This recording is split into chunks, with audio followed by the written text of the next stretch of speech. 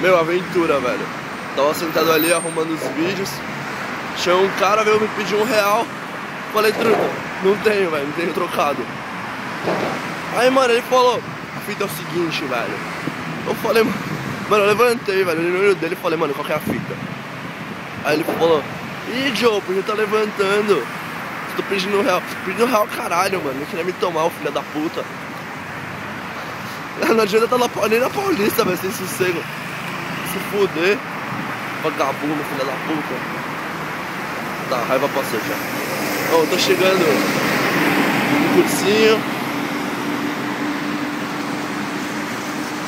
Nossa, tô nervoso, calma aí.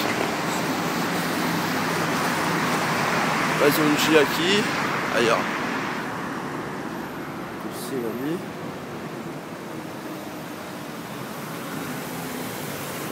O farol fechou. Olha o cursinho, ó. Olha o cursinho, ó. Aquele prédio ali, ó.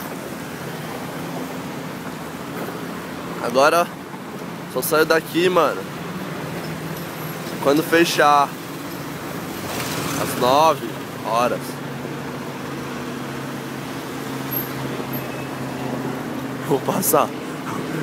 Eu vou passar esse ano.